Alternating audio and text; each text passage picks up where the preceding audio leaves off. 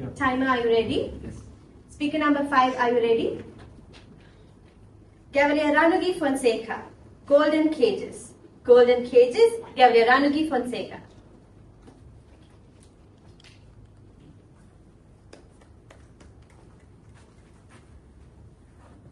I believe that comfort zones are like golden cages. Some of them are made with apparent guarantee of safety. Some of them are made of warm social circles. And some of them are made of validation. And some of them are made of known fears of a mundane lifestyle. Dear Toastmaster and my dear friends, on the 14th of February 2003, my parents had the greatest pleasure of their life, which was, of course, having me as their only child. So, having a huge but close-knit extended family, I had a pretty eventful childhood filled with climbing trees, getting drenched in the rain, being pampered by my older cousins, and looking after my younger cousin. But I had one extreme fear of the beach. This was because I was terrified that I would one day get drowned in the sea. But then one day, my uncle and aunt had the ingenious idea of taking me to the beach. I guess you can imagine, taking me to the beach was like dragging a hyena to the slaughter. I screamed, I cried, I dug my toes into the sea, sand, and refused to move.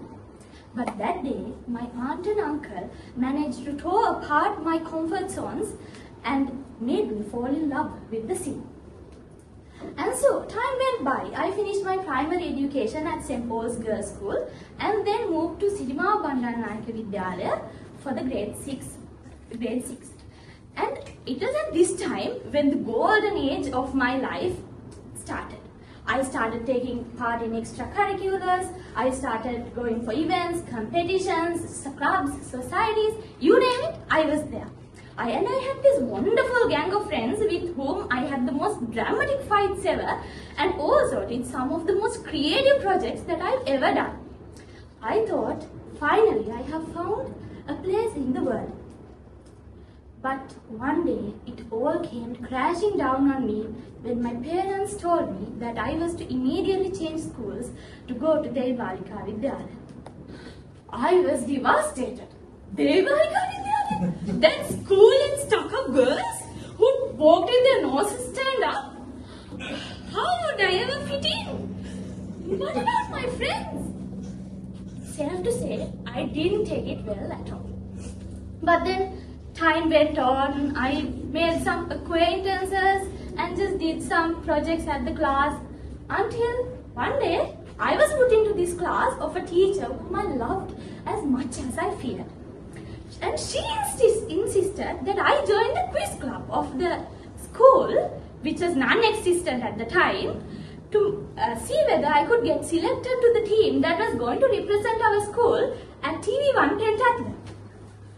Me, who had terrible stage fright, who couldn't even stand in front of a stage, who hadn't done any extracurriculars for 3 years, to go on TV? I disliked the prospect of it as much as the other team members disliked me. But then as time went on, I thought as more and more people started leaving the team because of how demanding it was for practice and get prepared, I thought that I couldn't let my teacher down and I started working hard on breaking apart from my boundaries and somehow doing this and winning this for our school. And at this time, my parents and my family, everyone supported me fully and I was fearless and I did all the extracurricular activities and even the random things that no one ever went for. And so, with that momentum, I breezed past my O-levels with such ease that I was confident that I had by now proved that I can make my own decisions that were for my best. However, I was yet to find out that all this time I have been making myself too comfortable in a golden cage of validation. Because as soon as I entered A-levels and chose the math stream to do my A-levels in, both my extended families, my neighbors, and even random strangers were convinced that I was born to be a doctor. That I had the image, the personality, and being girl and sweet and all, that I would make the perfect doctor. And this time, from being confident about my ability to take decisions, I went to doubting my entire destiny. But then, from going through it, doing my A-levels in the math stream, then entering the engineering faculty, and coming here to do my first icebreaker speech, I think I have come a long, long way.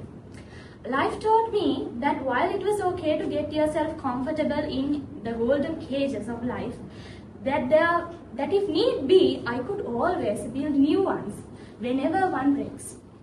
And this is why I am here today doing my first icebreaker speech and joining this wonderful family and sharing a story that I've never shared before. So guys, it's okay to build the comfortable comfort zones and golden cages, but let's all dream beyond. Thank you. Over to you.